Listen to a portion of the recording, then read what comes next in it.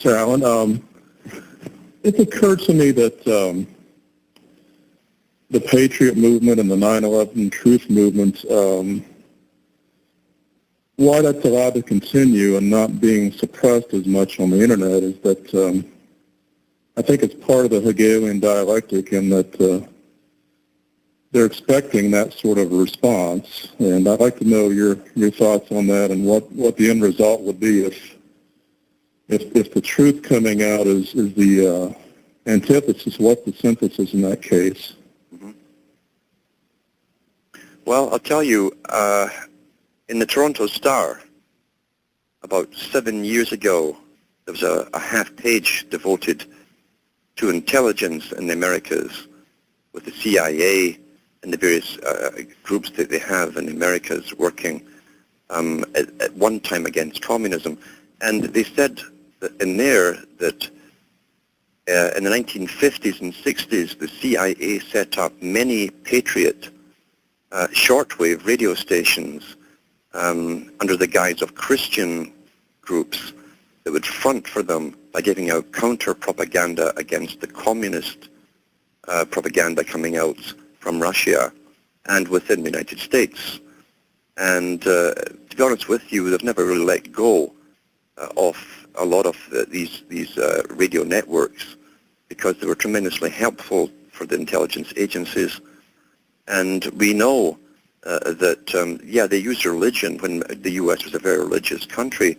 There's a lot of power when you have millions of people signed on to churches and only a few main figureheads at the top. It's tremendously powerful to control millions of people through propaganda. But they didn't really let go. They have never let go of anything which works.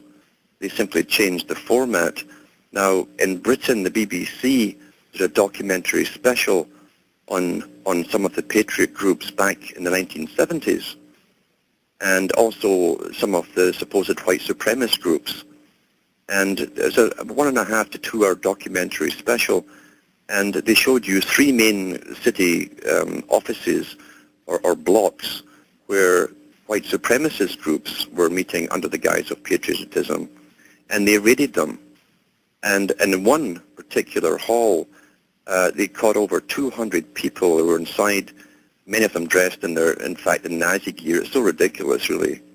And the amazing thing was, at the end of the night, they had to let them all go except 2 men, because they found that pretty well all the members were working for other sting operation groups. You have so many different law enforcement agency groups all working on these things that most of the people in that hall belonged to these particular groups. The 2 guys they actually arrested were just guys who walked in off the street to get a coffee free. So you got to realize that most of what they give you is for Patriot. I don't say all of it, but most of it, a lot of it, in the past certainly, has been put out by the big sting operations. And I know that Bo Greitz, for instance, who was on shortwave radio for quite a few years, and who was always asking for members' names by telling them they belonged to the militia, and you can get a free rifle if you wrote off to the government. Well, you had to give your name and address for the rifle, etc. But also told the government who you were and what your ideas were.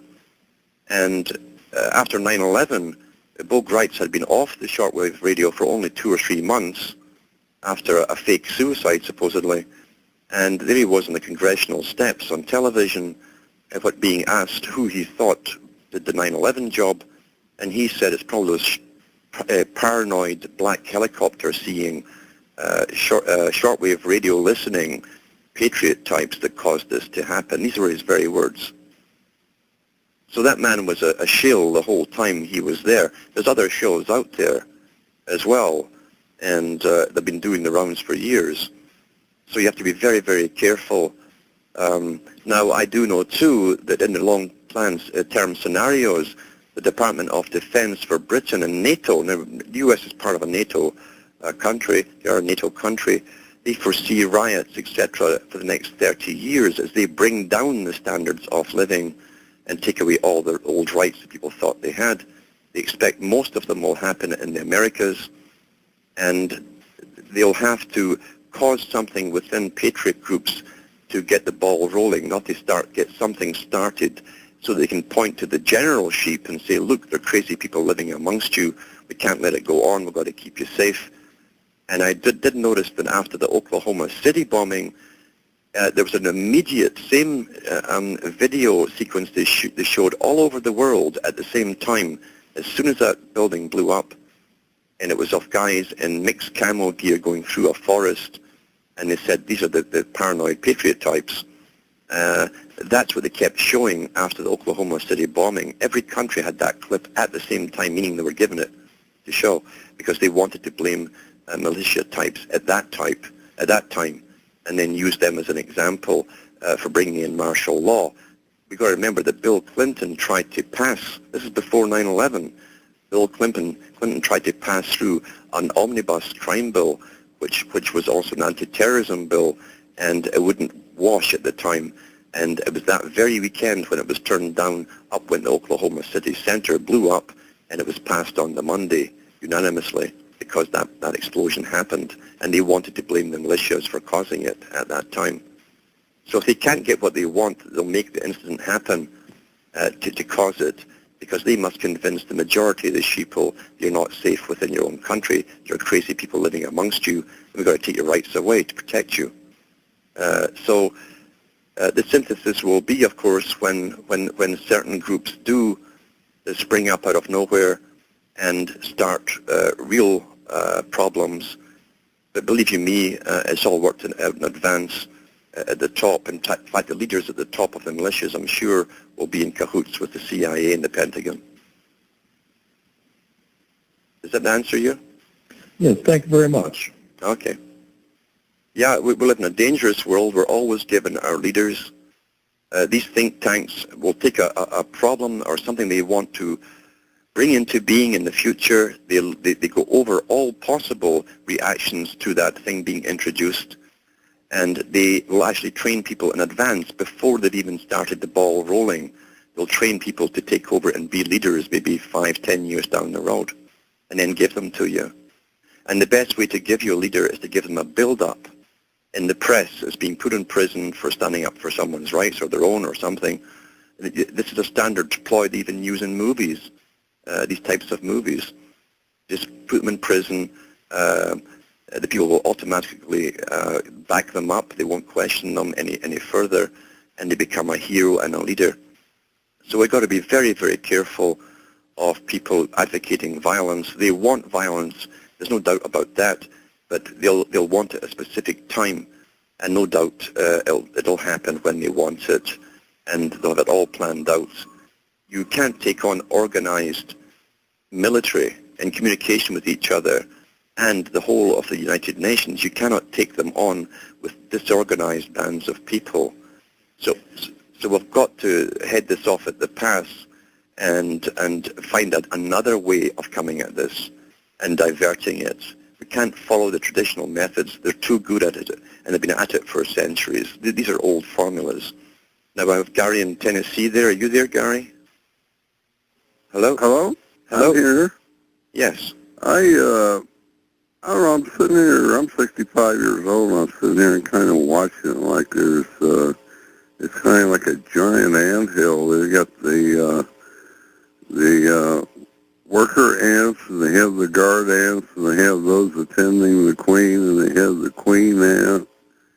And it appears to me it's like a pyramid structure that they're building. And what I don't understand is how they think they are going to, depending on how they build the pyramid, how they think that maybe a dozen people are going to control the whole world, because there's something about the human being that has a soul, a spirit, and a love of freedom.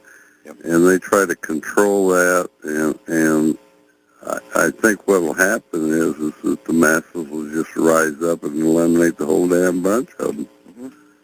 Yeah, they've discussed all of these particular things in think tanks too, even 50 years ago. So if you can't make the public through persuasion go along with a totalitarian form, a totalitarian system, then what you do is you alter the people. You physically alter the people.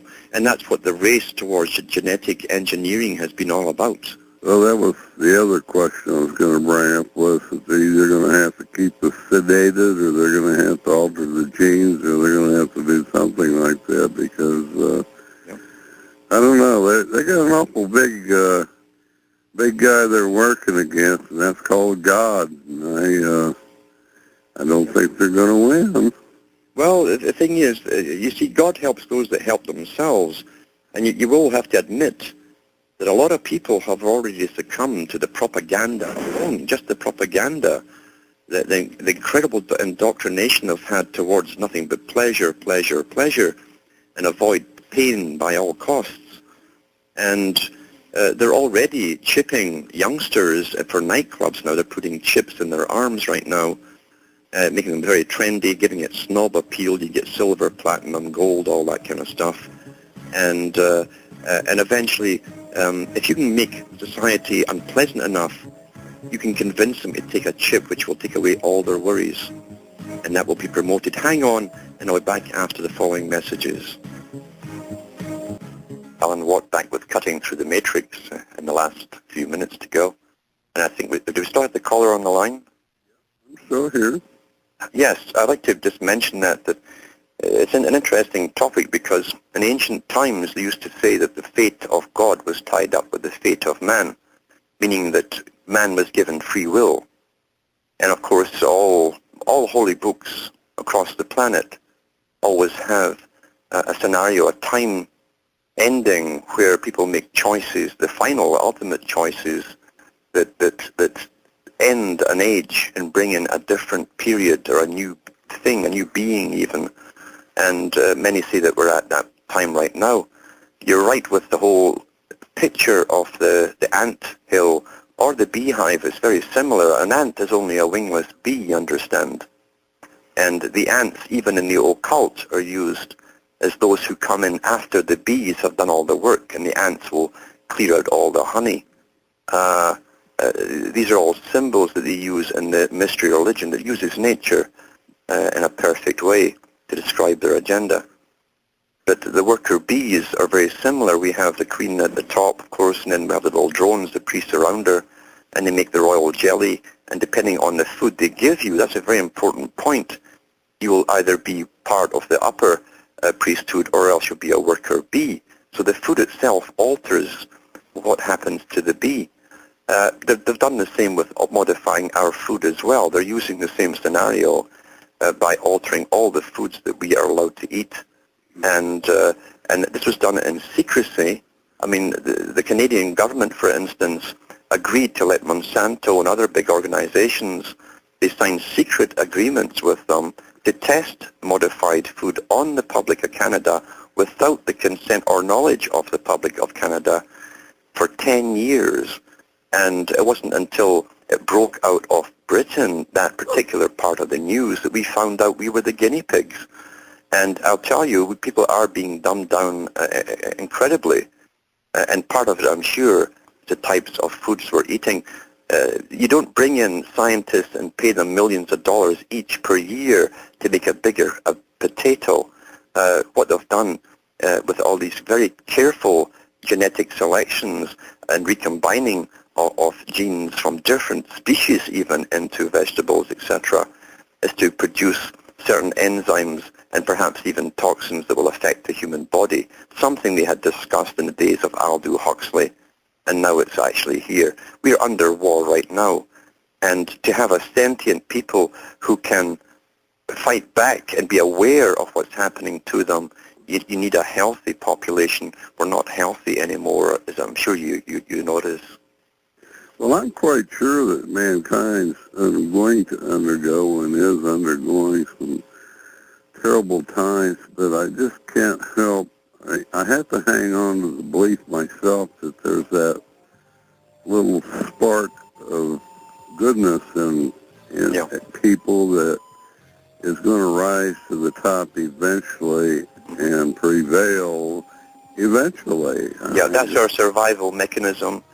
we can do it in times of trouble and on crisis levels. We help each other. We've got to become human again and bring that out and find out what is important to humanity. Is it each other or the items that we buy and slave to buy? That's where it's coming down to the crunch. Anyway, for me, that's good night. And Hamish, my dog, up in Ontario, Canada. And I think I heard the music there. And may your God or your gods go with you.